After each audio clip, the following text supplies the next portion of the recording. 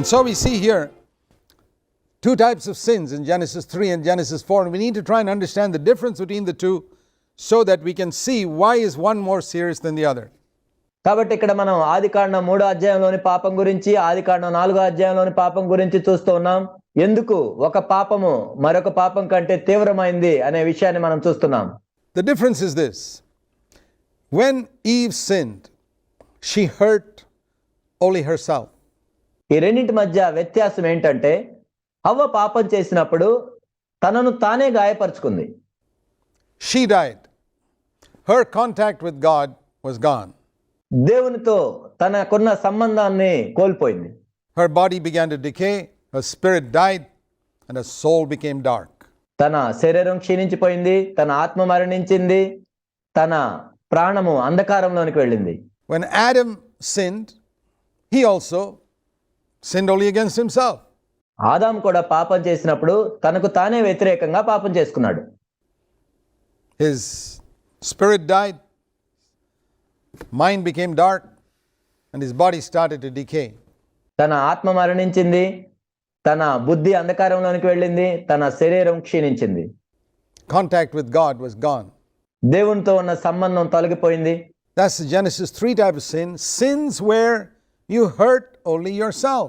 ఇవి ఆదికాండం 3వ అధ్యాయానికి సంబంధించిన పాపములు. అవేంటంటే నిన్ను నువ్వే గాయపరుచుకునే పాపములు.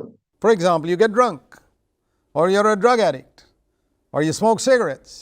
ఉదాహరణకి నీవు మద్యపానం తీసుకున్నావు, లేకపోతే సిగరెట్ తాగుతున్నావు, లేక మత్తు మందుకు బానిసవయ్యావు, or you watch pornographic movies. You hurt yourself. లేక నువ్వు బూతు బొమ్మలు చూస్తూ ఉన్నావు. అప్పుడు ఏం జరుగుతుందంటే నిన్ను నువ్వే గాయపరుచుకుంటున్నావు. You're really in that act, not hurting anybody else. నీవు ఆ క్రియలు చేస్తున్నప్పుడు నువ్వు మరెవరిని గాయపరచట్లేదు. As a result of that act, you may go and hurt others. That's another thing. But in that act itself, you're hurting only yourself.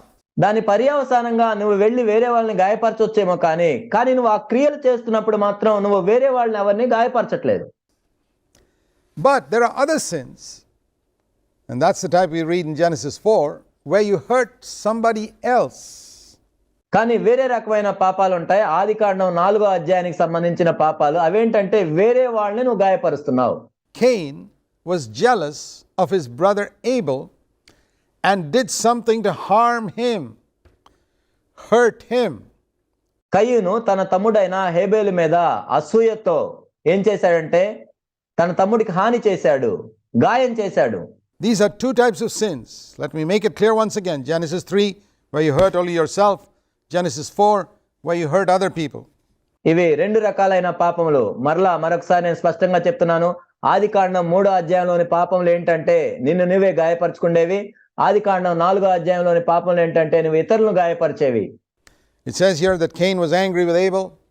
God tried to warn him, saying, listen, be careful because sin is crouching at your door, the door of your heart, Genesis 4:7.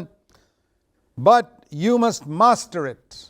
ఇక్కడ మనం చూసినట్లయితే కయ్యూను హేబేలు మీద కోపంతో ఉన్నప్పుడు దేవుడు చెప్పాడు, పాపము నీ వాకిలి ఎదుట పొంచి ఉంది, నీ హృదయం అనే వాకిటి ఎదుట పొంచి ఉంది, కానీ ఆ పాపాన్ని నువ్వు ఏలాలి అని దేవుడు చెప్తున్నాడు. Do you know that way back in the beginning, as soon as man sinned in Genesis 3, the very next words almost in Genesis 4 from God is, you must conquer sin. మీరు చూసినట్లయితే ఎంతో ఆరంభంలోనే మానవుడు పాపం చేసిన వెంటనే దేవుడు చెప్తున్న మాటలు ఏంటంటే నీవు పాపాన్ని ఏలాలి. In the New Testament in Romans 6:14 it says, sin shall not be master over you because you're not under law but under grace.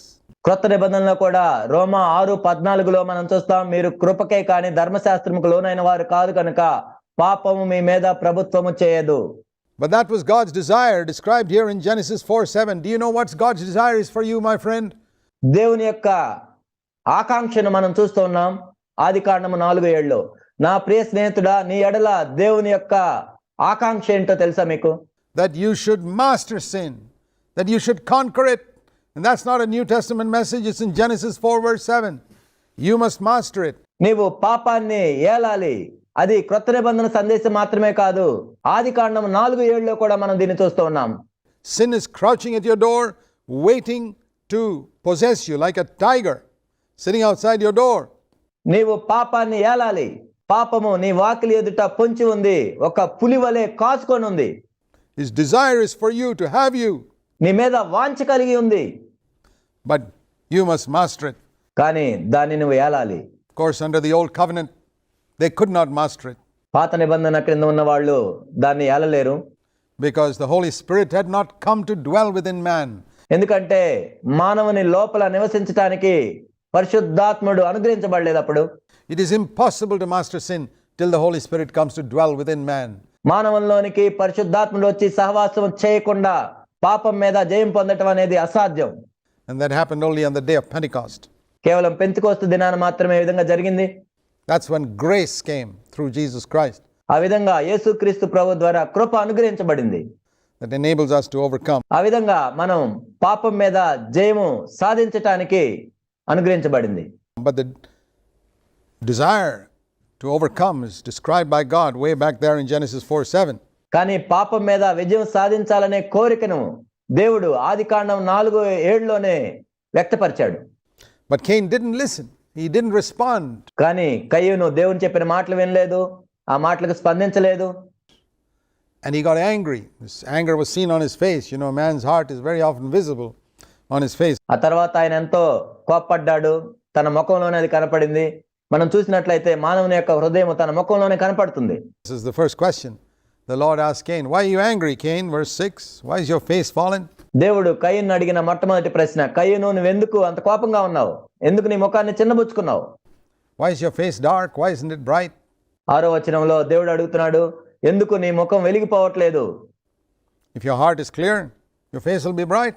నీ హృదయము పవిత్రంగా ఉన్నట్లయితే నీ ముఖం కూడా ఎంతో వెలిగిపోతుంది కదా. But something's wrong. You got a wrong attitude towards your brother.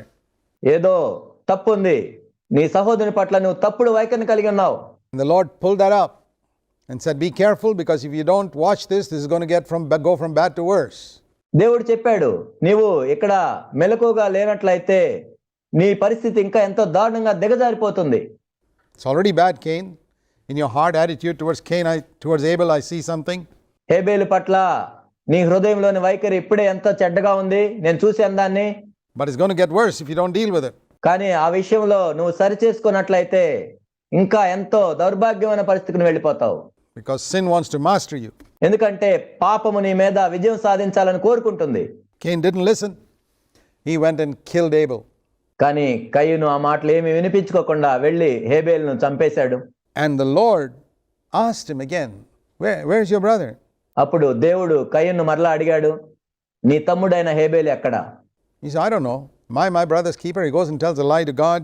నాకు తెలియదు, నా సహోదరునికి నేనేమైనా కాపలా ఉన్నానా అని దేవునికి అబద్ధాలు చెప్పాడు. And God says, "The voice of your brother's blood is crying to me from the ground." అప్పుడు దేవుడు ఈ విధంగా చెప్పాడు, నీ తమ్ముడైన హేబేలు రక్తము, ఆ రక్తం యొక్క స్వరము ఆ నేలలో నుండి నాకు మొరపెడుతుంది. When you hurt somebody, that injury is crying out to God. నీవు ఎవరికైనా హాని చేసినట్లయితే ఆ గాయం అనేది దేవునికి మొరపెడుతుంది. Now we know that blood is not able to speak.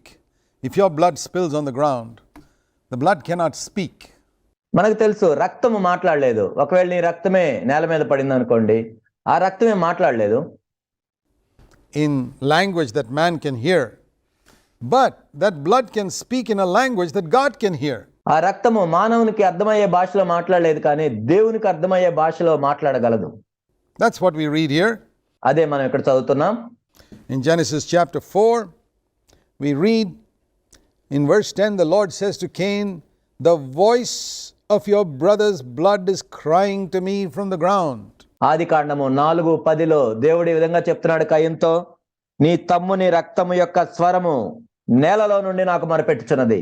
When Cain smashed Abel's head and all his blood spilt on the ground, కయ్యూను హేబేలు యొక్క తల పగలగొట్టినప్పుడు రక్తము నేల మీద చిందింది. that blood was crying out to God, saying, "God, take vengeance on me, I'm an innocent man." ఆ రక్తము దేవునికి మొరపెడుతూ ఉంది, ఓ దేవా ప్రతీకారం మీరు తీర్చుకోండి, నేనెంతో నిర్దోషిని. I'm a righteous man and this man has come and hurt me. I never did anything to him. He came and hurt me. నేను నీతిమంతుణ్ణి, ఈ వ్యక్తి నేనేమీ చేయలేదు కానీ ఆ వ్యక్తే వచ్చి నన్ను గాయపరిచాడు. Do you know that when you hurt somebody, whether you spill his blood or not, whenever you hurt someone and you have injured someone in some way, that injury cries out to God. మీకు తెలుసా, మీరు ఒక వ్యక్తిని గాయపరిచినప్పుడు రక్తం చిందించకుండా ఉండొచ్చు, కానీ ఆ గాయము దేవునికి మొరపెడుతూ ఉంటుంది. I mean, the man may be a very merciful man and he may say, okay, brother, I'm not going to have anything against you, I forgive you. నీవు గాయపరిచిన ఆ వ్యక్తి ఎంతో కనికరం కలిగి, సహోదరుడా నేను నిన్ను క్షమిస్తున్నానని చెప్పొచ్చు. But he can only forgive you on the horizontal. కానీ ఆ వ్యక్తి కేవలం సమాంతరంగా అడ్డుగా ఉన్న ఆ విషయంలోనే క్షమించగలడు. He can't forgive that vertical dimension of your sin. నీ పాపం విషయంలో నిలువుగా ఉండే ఆ దిక్కు వైపు ఆయన క్షమించలేడు. You know, when you hurt somebody, there are two dimensions to your sin. One is vertical, where you have sinned against Almighty God. Every sin is against God. నీవు ఎవరేళ్ళైనా ఒక పాపం చేసినప్పుడు అందులో రెండు ఉంటాయి. ఒకటేమో దేవునికి విరోధంగా నువ్వు పాపం చేస్తావు, నువ్వు చేసే ప్రతి పాపం కూడా దేవునికి విరోధంగా ఉంటుంది మొట్టమొదటిగా. But here you have also sinned against your brother. ఇక్కడ మనం చూసినట్లయితే నీ సహోదరునికి వ్యతిరేకంగా కూడా నువ్వు పాపం చేశావు, అది సమాంతరంగా అడ్డుగా ఉంటుంది. When Adam sinned, there was only a vertical dimension to that sin. Adam పాపం చేసినప్పుడు కేవలం దేవునికి విరోధంగా పాపం చేశాడు కాబట్టి అది కేవలం నిలువుగా మాత్రమే ఉంది. He sinned against God. Eve sinned against God. హవ్వను కూడా మనం చూసినట్లయితే హవ్వ కూడా దేవునికి వ్యతిరేకంగానే పాపం చేసింది. But when Cain sinned, there was a vertical direction and a horizontal direction. కానీ కయ్యూను పాపం చేసినప్పుడు దేవునికి విరోధంగా నిలువుగా పాపం చేశాడు, తన సహోదరునికి వ్యతిరేకంగా ఇలా అడ్డుగా కూడా పాపం చేశాడు. So a man whom you hurt may injure you, forgive you for your injury, but he can only forgive that horizontal dimension. నువ్వు ఎవరినైతే గాయపరిచావో ఆ వ్యక్తి నిన్ను క్షమించవచ్చు, కానీ ఆ వ్యక్తి కేవలం ఇలా అడ్డుగా ఉన్న దాని గురించే ఆయన నిన్ను క్షమించగలడు. The vertical dimension you still have to answer for by personal repentance. కానీ ఆ నిలువుగా ఉండే దానికి సంబంధించి ఎప్పుడు క్షమించబడతావంటే నువ్వు నిజంగా మారు మనసు పొందినప్పుడే వ్యక్తిగతంగా.